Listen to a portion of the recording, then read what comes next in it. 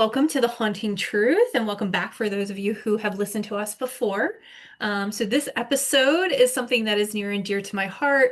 I loved growing up and listening to nursery rhymes. My parents Yay. would say it every single night to me before I went to bed, but I Oh, really didn't know what it was all about. So, this episode, just for listener discretion warning here, it contains disturbing folklore, historical violence, executions, plague, death, occult symbolism, supernatural oh legends. my God, I'm so sold. I know, Let's get right? And I was like, going. just the listener discretion. This is for entertainment purposes only, and informational purposes. So, again, for sensitive audiences, listener discretion is advised. So yeah, if Um, you had to design a theme park, I think that would be all of the rides that I would want to go on. Like that whole Yes, like really like the origin of nursery rhymes. Yes. Absolutely. So I know like growing up, we thought nursery rhymes, they're short, they're simple, they're sweet songs we learn before we could read. We sing them to children, we whisper them at their cribs. I know I used to sing it to my nieces and nephews growing up when they were growing up, and we repeat them pretty often, and we really don't think of the words. So, but what if these nursery rhymes were never really meant for children? So, good old Mother Goose wasn't just spitting rhymes, my opinion, she was spitting facts. And it was basically the 1600s version of an after school special of like what not to do, essentially. Nice. For those of you out there who understand what an after school special is. And if you do not know what an after school special is, we will let you know and we'll post it up on some of our, we'll send it out on Instagram or something so you can download and watch some of these things They because are they're amazing. special. They are special. And the commercials that go along with them are even better. Acting, chef's kiss. Um, Yeah, good stuff. so Now I'm thinking next, of a rapping Mother Goose as a Halloween costume. I But no, mean, I was thinking the same thing. I was like, Mother Goose, like pretty deranged. I was like, would be my favorite be a good Halloween one. costume ever. Be a good one. Now, what we don't know is hidden behind all the cheer and all the singing and all the kids having a great time is stories of plague, execution, witchcraft, murder, and just overall death. So, tonight on The Haunting Truth, as I said, we're going to go through some old stories and some old rhymes, and I'm going to tell you the true meanings and actually coded warnings behind them, the political satire, the horrific, terrifying horrors from history that went along with it, and maybe a few legends that are in there that maybe you've never heard of before. So I know that Cannot I'm wait. strapped in and ready. What about y'all? I am So, strapped in. I cannot wait. Let's get this coaster on the tracks. okay. So the first one is Ring Around the Rosie. So for those of you, Ring Around the Rosie, Pocket Full of Posy, Ashes, Ashes, we all fall down. Now, it sounds harmless, children holding hands, falling, laughing. I used to roll around on the grass afterwards. I think everybody did. But the rhyme actually describes the Black Death or the bubonic plague that was pretty frequent in Europe, probably around the 14th to around this, like, I think the 12th to about the 16th. It kind of popped up various times. Mostly around the 16th centuries is when it really, really impacted, especially England, and London was really known, but it kind of ran rampant across Europe. Now, the rosy ring represents the red circular bubonic pustule that appears on plague victims. Hot. That's so Yes, hot. it's so hot. That word Yes. pustule just Yes. gets me Or going. bubos is what else it was called. Now, the Mhm. pocket full of posies refers to flowers or herbs that people carried around to mask the odor of the smell of sickness or death. Most people really know about this because if you have seen a plague mask, they used to actually fill the beak with roses or herbs that were supposed to keep away the plague. Now, before you So, even said this, earlier today I was sitting out on my back patio and we have those ibis birds that come along and like eat like out back. mhm. And I was looking at the shape of their beak and I was literally like, that's a plague doctor mask. It's great. Yep. So And then, thinking of about that course, there's earlier. there's Ashes and Ashes, but there's a British version, and it's Tissue a Tissue. Now, when I was growing up, I was taught Achoo Achoo, like you're sneezing. Yes.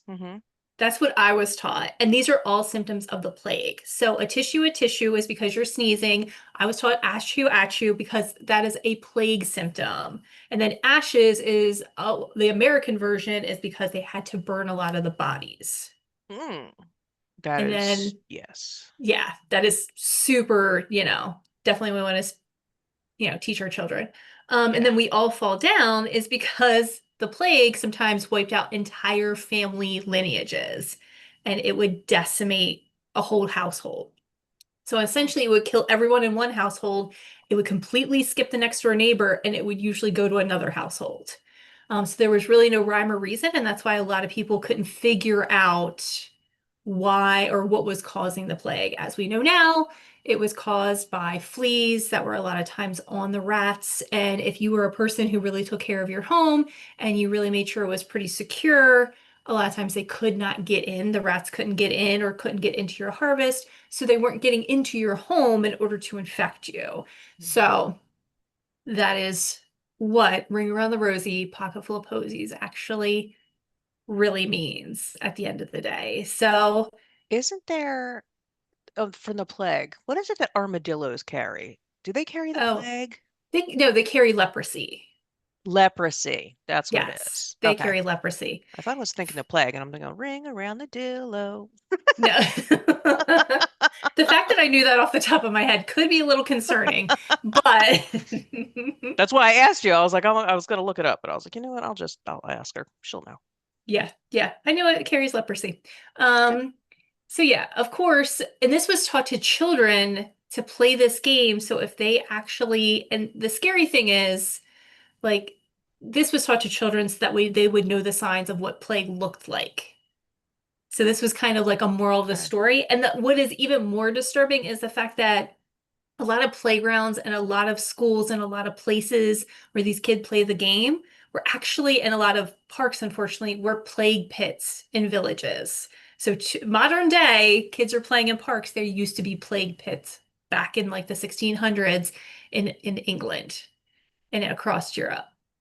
So that's pretty disturbing, but pretty on brand, I would say. I would say for medieval Europe, yeah, sure. Yeah, Definitely yeah, does. yeah. So Mm, these kids would be singing this while they're basically playing on people's graves. So sounds like a good time to me. sounds like, I mean, you survived. Good for you. Um, That's you. good job. So, and then so my next one that we're going to go to, so now that we've figured out that that is about that Ring Around the Rosie is about the plague, we're going to go to one of my favorites, which I didn't realize it was very disturbing, and I don't know why I liked it so much. Three Blind Mice. Oh, I actually did like Three Blind Mice. That had a very Yeah. catchy, Three blind mice, see see how how they they run, run, see see how they how run. they Yep. run. The What was farmer, it? yeah, The farmer's wife with the yeah. knife? Yeah, they cut off their tails with a carving knife. You've never seen such a horrible sight, the flea blind mice. So the farmer's wife cuts their tails off with a carving knife. Yeah, it is Um, kind of disturbing now. I haven't sung that since I was a I kid. Why do know, I right? sing that? For Yes. mice? So, and of course, in my mind, I'm just imagining cartoon mice like scrambling around a kitchen Yeah. floor. But historically, the actual interpretation goes back to one of my favorites. She's my favorite, I should say, because I've mentioned her several times when it comes to paranormal mythology, because it's Queen Mary the First of England, which was Bloody Mary, which I've already done a previous episode on Bloody Mary, which I've discussed previously. And according to the legend of Three Blind Mice, it represented the Protestant nobleman accused of plotting against the Catholic Queen. Now, Yeah. blindness wasn't just physical, but it was spiritual in this representation. So it was a little bit different. I also did talk about her in another episode because she comes up a lot because she was kind of bad. Um, where it says the farmer's wife cut up the tails with a carving knife. Now, Queen Mary's husband was known for his country, I believe it was Spain, to be known for farming. So that is a reference to being the farmer's wife. Now, cutting off their tail with a carving knife is because apparently, it was supposed to be about dismemberment of your soul, not necessarily of the person itself. And the reason it will, as we know with Mary, if you've listened to previous episodes, if you haven't, spoiler alert, she liked to burn people at the stake instead of cutting them up and executing them in a specific way. So that's why she was known for persecuting Protestants and burning them at the stake. So, I'm glad you mentioned the episode because I was going to throw it in there. If anybody hasn't listened to it, you really should. I forget what number it was. Just look it up, Bloody Mary. yeah. Um, what was I going to say? The farmer's wife, that makes sense to me. Oh, spiritual dismemberment. I have never in Yes. my life heard that phrase. Then again, I'm not Catholic, but is that Mhm. is that something that is common? What is that? That's crazy.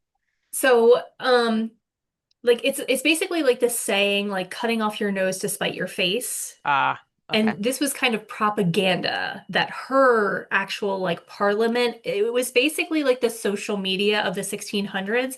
So like her marketing people started this rhyme essentially to say how blind these people were and how basically they were going against the church. So Um, first episode of Mad Men and the yeah, advertising companies back then. yes. Yeah. This is Queen Mary's version of the advertising company. So, like, this is her form of social media is she spreads these rhymes around. And one of the things is the three blind mice because they were considered spiritually corrupt. And these were the things that would happen to you if you were spiritually corrupt. Just gonna cut you up with a carving knife. They would cut you up with a carving knife, or, like obviously you were not saving and keep it and preserving your soul at that point. Yeah. So it was considered to be, and well, rats or mice in general are capable of carrying diseases. So it's basically they associated it with letting disease into your home. Okay. Yeah, What a nice tie back to the bubonic plague. I know. Look, everything rolls back to the bubonic plague. For everybody that survived. Everybody that survived, everything goes back to the bubonic plague at this point. So the Mm-mm-mm. nursery rhyme is warning of letting death enter your house or having your house become spiritually corrupt. So you better follow good old Queen Mary. Yeah, yeah. She's Or gonna else get she's gonna burn you at the stake. she's gonna Um, get you. she's gonna get you. I mean, she did really good with her propaganda because we got Bloody Mary, we have three blind mice. I mean, she's really doing good at this point, making sure that she kept her name in the In the public. That's for papers. sure. Yeah, She's still alive today. she is. Craziness. Now the next one is London Bridge is falling down. So everybody knows London Bridge is falling down, It's falling one of my down, favorites, yeah. falling down. London Bridge is falling down, my fair lady. Mhm. Please don't come at me for my singing. Oh, I don't think Um, anybody's they're gonna ask for more. They're gonna so this Mhm. is one of the oldest legends because London Bridge actually collapsed or was burned multiple times over history. So one of the biggest things that they say that is underneath the bridge is that there's a body underneath the foundation and there's somebody is spiritually trapped within the structure, which has been causing all of these tragedies. Now, London Bridge burned in 1212, trapping thousands while rescue boats burned because they could not get to them. And most people could not swim at that time. Mm. In 1633, 43 homes burned on the bridge. Now, if you're going to say, why is there homes on the bridge? You have to understand that London Bridge back in the day was kind of like its own thriving community. It had merchants, it had houses, it had the drawbridge. So a lot of people who actually worked on the bridge lived on the bridge. And there was over 500 people who lived on London Bridge at this particular time. Mm. Also, boats were told to only go under the drawbridge itself because people who lived on the bridge would dump all of their trash and sewage into the Thames River. So, unless you wanted to get a golden shower, they suggested that you only follow underneath the drawbridge itself. So gross. That is So so gross. gross. And most people, as I said, they could not swim. So when fires broke out and boats had to rescue them or they were not getting off, a lot of people would perish, unfortunately. Now, the fair lady that they're mentioning, they believe is actually Henry VIII's second wife, Anne Boleyn, who was the queen at the time. I love this Anne Boleyn, Henry VIII tie. That's always been an interest of mine, but I never tied it to London Bridge, the Yeah. nursery rhyme. So they wanted to let her know, like, she was not a favorite, as everybody knows, with the Hmm. people. So a lot of things were blamed on her. So she was London Bridge is falling down, My Fair Lady notifying the Queen that, again, another tragedy has happened. Why under her watch? Yeah, because of So, you. because of you. Basically, it's because of you. Like, Henry really tried to have his queen endeared to his people until he stopped trying and then beheaded her. So, he gave it the old Henry VIII try, if you want to, however you want to take that. I mean, he was So persistent. He just kept on trying. he did. He really kept on trying. He really, really did. Episode for another day. Yeah. Oh yeah. I Shoot, think man. how many of his exes actually Hmm. haunt London Tower at this Yeah. point. Now that Yeah. we've delved into another piece of British history or English history, as you would, um, the next one, again, is one that was my son's favorite, which was Humpty Dumpty. Humpty Dumpty sat on a wall. Humpty Dumpty had a great fall. All the king's horses and all the king's men couldn't put Humpty back together again. Now, as you would imagine, this is not about an egg. The original What? nursery rhyme is really about the English Civil War. Okay. And it's about the wall collapsing all the king's horses and all the king's men couldn't put him back together again is because it's actually about the death of King Richard III, who died at the Battle of Bosworth. His body was stripped, broken, and publicly humiliated. Oh.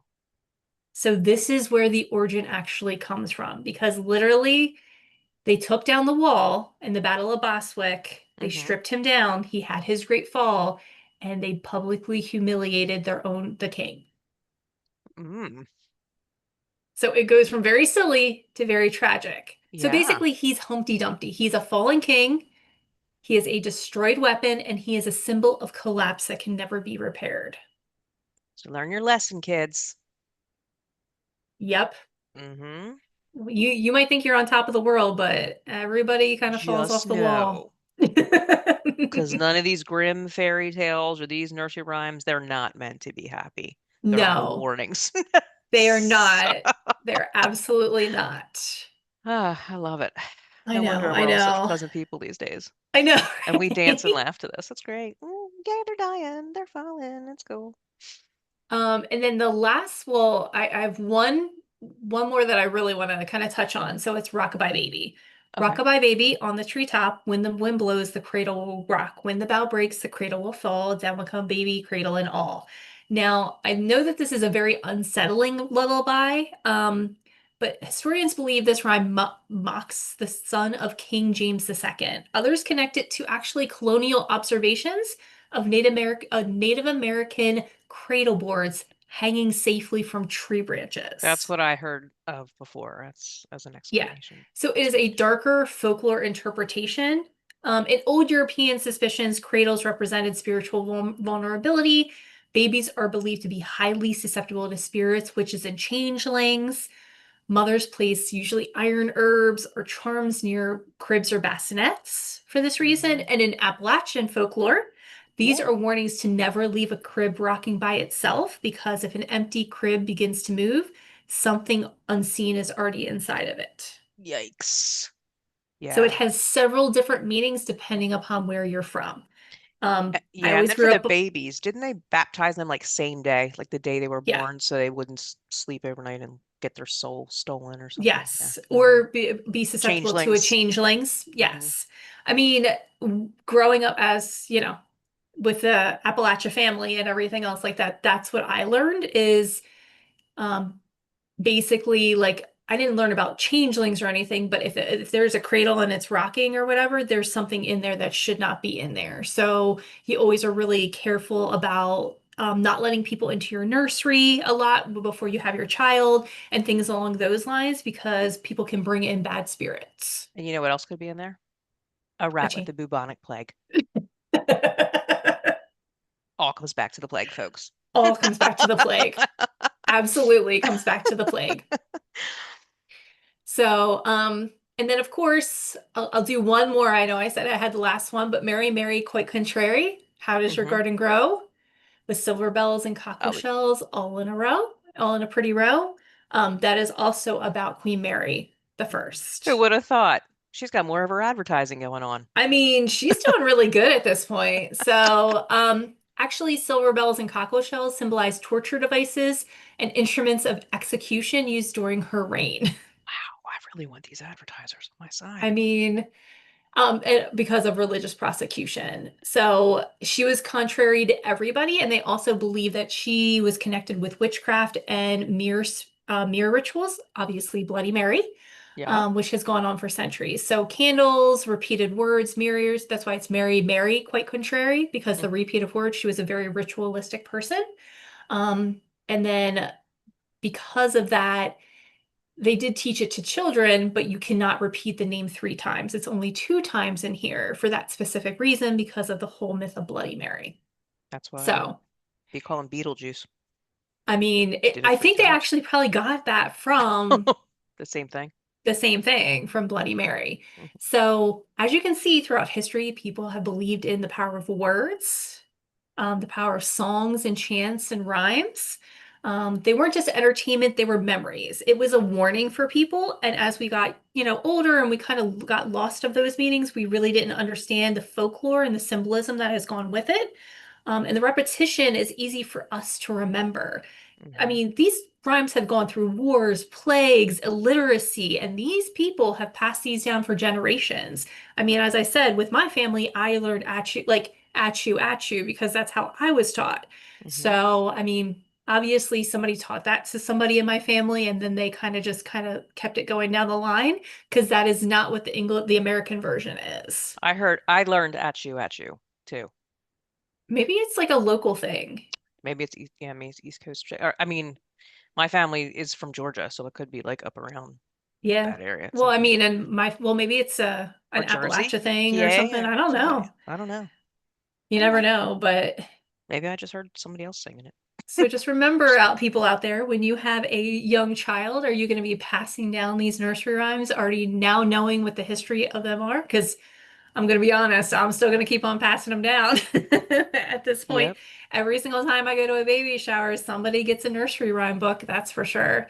Yep. But I do find it interesting to see if the kids in the playground still do this and do they still do all tell the tales or try to summon Bloody Mary at sleepovers? Because I'm not sure. I don't have a girl, so I don't know how that rolls any longer. So, I'll find out. yeah, I think that would be interesting.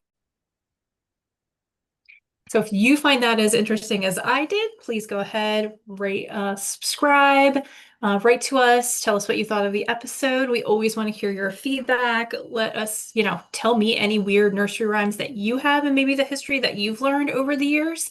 But yeah, we really appreciate you listening. And as always, make sure that you don't drink the water, especially when it comes from the Thames River. That's a hard pass there. That's pretty disgusting. So, as Gross. as always, please come and listen to us next week for another enlightening episode from The Haunting Truth. That's right. And if you cannot stand to wait a week, feel free to go back and, as we mentioned earlier, re-listen to our Bloody Mary episode. And there's also one for The Changeling under Bridget Cleary that went on St. Patty's Day. So you guys might want to check that one out as well. So, All right. all right. Well, thank you, Jen, for that fun and enlightening story on the nursery rhymes. I had heard about the Rockabye Baby and, of course, Ring Around the Rosie, but I didn't know that they tied back that deep on that kind of stuff. So, very cool. I enjoyed it. All right. All right. Bye, So, everybody, everybody. bye. Bye.